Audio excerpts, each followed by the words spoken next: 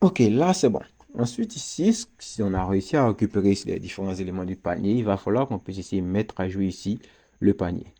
Donc vous êtes rendu compte, puisqu'on parle ici de faire ici une mise à jour, on va retenir ici au niveau ici du contest qu'on a appelé panier contest et on va créer ici une nouvelle fonction qui va permettre de mettre à jour ici le panier. Ou alors mettre à jour ici un produit qui existe déjà dans le panier. Alors, donc, toujours ici, lorsqu'on veut ajouter un élément dans le panier, on a fait la première vérification qui s'agissait à vérifier si l'élément existait dans le panier. Et si l'élément existait dans le panier, on a juste ici mis un commentaire pour dire qu'on devait faire quelque chose. Et dans le cas contraire, on ajoutait. Donc maintenant, si l'élément existe déjà dans le panier, ce qu'on veut faire, c'est d'incrémenter ça, on va dire, incrémenter la quantité existante plus un. Donc on va créer ici une nouvelle constante qu'on va appeler ici updated data. Ou alors on peut dire updated product data parce que c'est les données d'un seul produit qu'on va vouloir mettre à jour. Donc là, on va récupérer tout ce qui se trouvera, qui se trouvera dans le produit qui aura été trouvé, qui existera déjà dans le panier. Ensuite, on va mettre à jour ici la quantité. Et on va dire que la quantité existe, la nouvelle quantité, ce sera égal à la quantité qui est actuellement disponible. Et on va ajouter plus 1 à cette quantité qui est actuellement disponible. Ensuite, on va vouloir mettre maintenant à jour ici on va dire, tout le panier en se basant ici sur l'index ici de l'élément qui existe.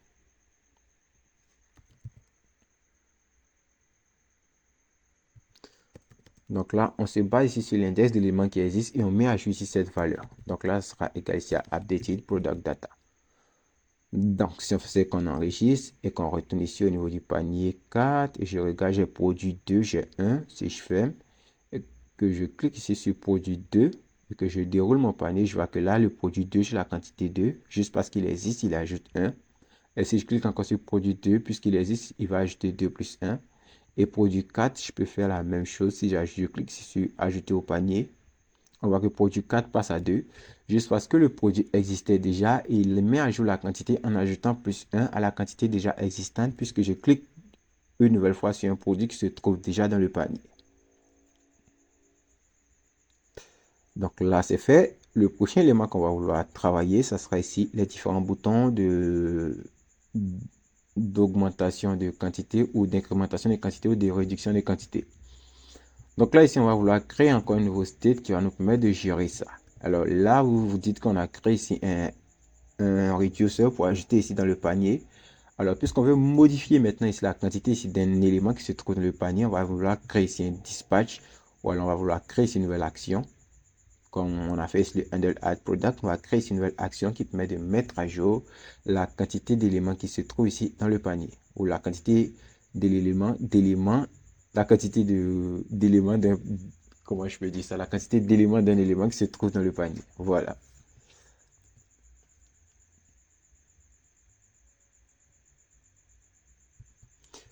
Alors, c'est parti.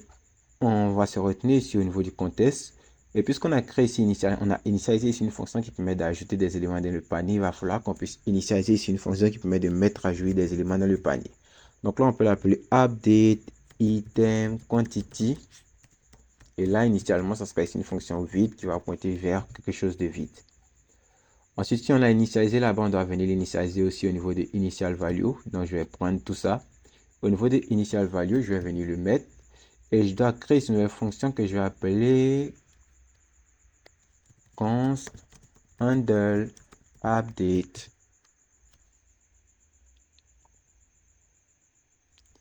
product quantity. Et là, ça sera ici cette fonction qui se chargera ici de mettre à jour ici la quantité d'un produit.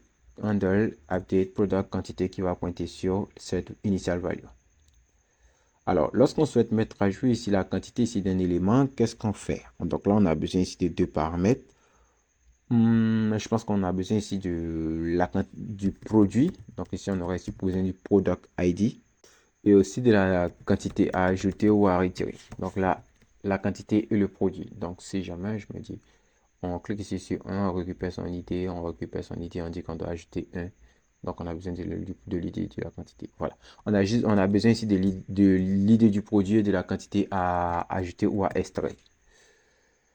Ok, encore une fois, on va encore appeler ici notre carte dispatch. On va venir créer ici une action qu'on va donner ici un type qui sera ici ajouter, actualiser, quantité, produit. Donc là, on va venir créer ici un nouveau type. Et là, on va créer ici un nouveau payload. Voilà. Donc le payload, on aura ici le product ID qui sera là et on va lui passer ici la quantité aussi. Donc au niveau, encore une fois, au niveau des cas dispatch, on va venir créer ici un if pour vérifier si l'action est égale à ça. If action.type est égal à ça. On va ici faire ici un console.log de action.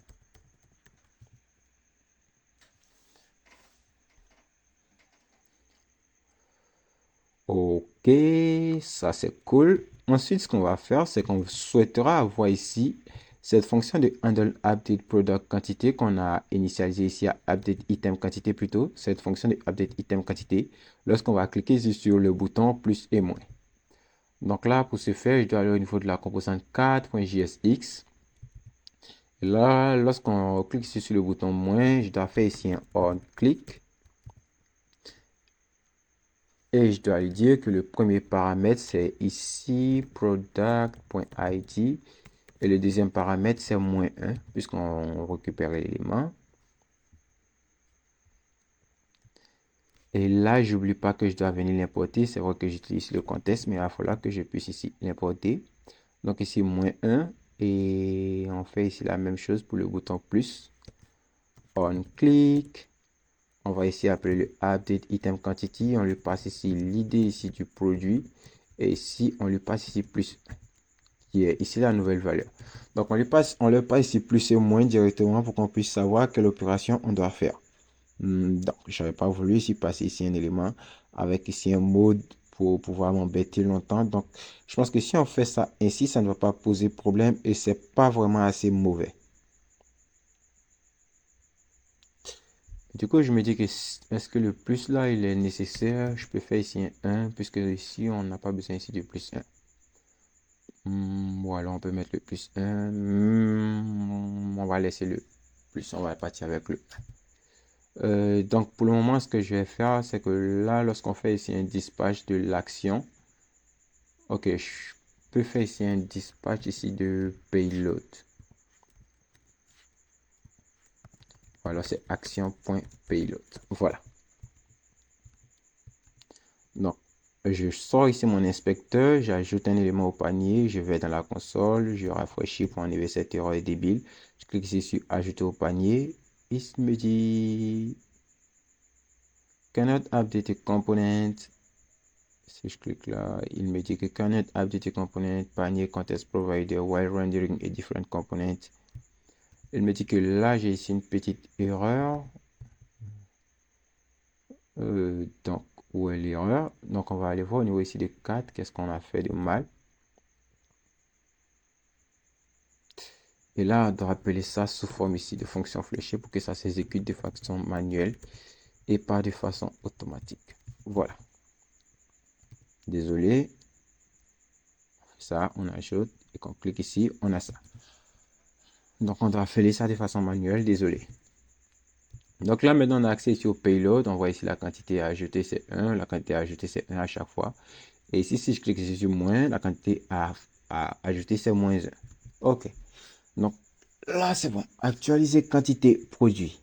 Là, pourquoi je l'ai appelé actualiser quantité produit, je peux ici modifier pour l'appeler actualiser quantité produit. Alors là, c'est à peu près le même tralala que celui-là. On doit récupérer ici l'état, vérifier si l'élément existe. Voilà. Donc, ce qu'on va faire, c'est qu'on va copier ici les deux premières lignes. Celle qui permet de récupérer ici l'état dans une nouvelle constante et celle qui vérifie si l'élément existe avec ici son index. On va récupérer ces deux-là et on va venir les mettre juste ici dans ce cas-là.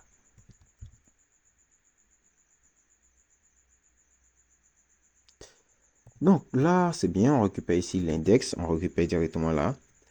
Et ici, ce qu'on va faire, c'est que là, on peut récupérer encore, on peut encore aller au-delà. Je peux récupérer l'élément en particulier ou alors je peux dire que Je vais vouloir créer ici une constante qui sera ici la variable de mise à jour que je vais appeler updated data cette fois. Je pense que je l'ai fait au niveau ici de ajouter dans papier que j'ai appelé updated data, updated product data.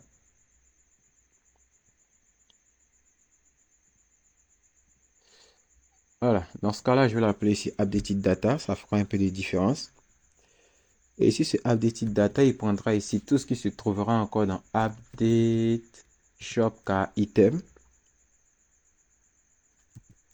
Et ici, on va vouloir récupérer ici tous les éléments qui se trouvent ici dans le existing element index. Donc, tout ce qui se trouvera dans l'élément qui aura été sélectionné, on va copier ici toutes les propriétés qui sont présentes dans le produit qui est actuellement, qu'on souhaite actuellement mettre à jour.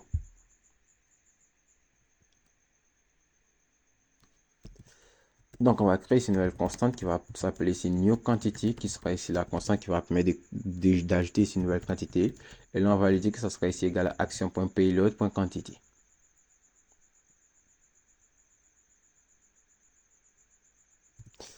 Ensuite, ici, puisque updated data, cette constante-là permet de récupérer toutes les informations du produit sélectionné, on peut maintenant avoir accès à sa propriété quantity. Et on peut ici la mettre à jour avec un plus égal. On va ajouter ici la nouvelle quantité qui aura été sélectionnée. Ensuite, on peut lui dire que if, on peut ici faire ici une vérification si le updated data.quantity, si la quantité juste après ici l'opération est inférieure ou égale à 0, on peut peut-être le retirer l'élément du panier. On peut retirer l'élément du panier. Donc, pour retirer ici l'élément du panier, on peut appeler ici le updated shopping cart item. Et là, on va appeler ici la propriété splice.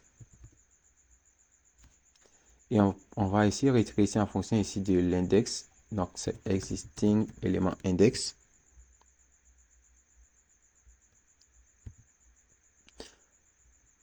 Et dans le cas contraire, ce qu'on souhaitera faire, c'est appeler le updating shopping cart item. Toujours en nous basant ici sur l'index, existing element index. Et là, on va lui dire que ça sera ici égal ici à updated data. Voilà. Donc là, si la quantité actuelle de l'élément après avoir cliqué sur ce bouton est inférieure à 0, on le retire ici du panier. Et dans le cas contraire, on met à jour ici la valeur qui se trouve ici dans le panier. Donc si on fait ce qu'on enregistre, c'est qu'on retourne au niveau du panier et qu'on rafraîchit. Cette fois-ci, je clique ici sur ajouter au panier. J'ai un élément dans le panier, deux éléments, trois éléments. Donc si je fais ça et que j'affiche, j'ai ici mes éléments qui apparaissent ici dans le panier. Si pour le premier, je clique ici sur le plus, je vois que là, j'ai ici rien qui se passe. Et là, je n'ai absolument rien qui se passe. OK.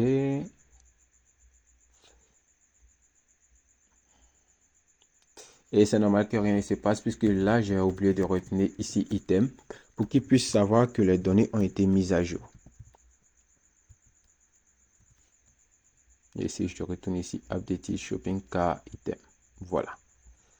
Désolé, on doit retenir ici item pour qu'il puisse savoir que les données doivent être mises à jour. Donc là, cette fois-ci, j'actualise et que je retourne là, que je vide ma console. Si je clique ici sur cet élément, on voit qu'on passe 2, 3, 4, 5, 6, 7, 8. On va réussir à mettre à jour ici la quantité.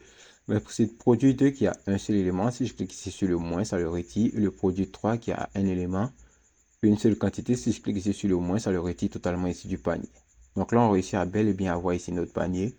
Et ce qui nous manque ici pour conclure ici ce tutoriel sur ce panier, c'est ici le montant total ici du panier.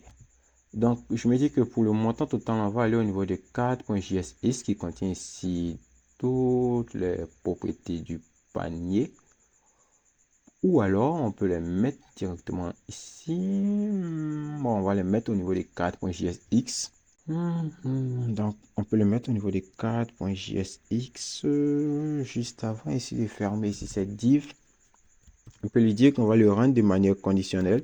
Si jamais le items.length est supérieur à 0, c'est-à-dire si on a au moins un élément dans le tableau ou dans le panier si vous préférez, alors on va vouloir rendre ici un paragraphe. Donc on lui donnera ici une idée qui sera 4 total price. Donc là, on mettra ici un montant total Deux points, on mettra ici un strong. Et là, on dira que ça sera ici 10 pour le moment et on dira que ça sera euros. Montant total, 1000 euros. OK. Donc là, il me faut calculer ici ce montant total. Donc, on va venir là, juste en haut. Juste après avoir appelé ici le contexte, on va venir créer une nouvelle constante qu'on va appeler ici total amount. Et ici, on va utiliser ici la fonction reduce classique de JavaScript. On va faire ici un item.reduce. On va réduire ça avec ici item. Et ce que je peux faire, on va utiliser l'ancienne valeur. On va prendre ici item.amount. Et on va prendre ici le montant multiplié par le item.quantity, par la quantité. Et on va leur dire que la valeur de départ ici c'est 0. Ensuite, maintenant ici, on peut venir ici utiliser ici le total amount à la place ici de ces 1000 qu'on avait mis ici en Dieu. Et ici, on peut lui dire que ça sera ici, on peut mettre ici le S de façon conditionnelle. On peut dire que si total amount est supérieur. Alors, là, on aura ça. Mais je pense qu'il peut y arriver des fois où on aura des montants assez longs, comme si. Voilà. On peut avoir des montants ainsi. Donc, ce que je peux faire, c'est que au niveau du total amount, je peux ici mettre ici la propriété to fixe pour qu'il puisse me retenir ici deux éléments après ici la virgule. Voilà.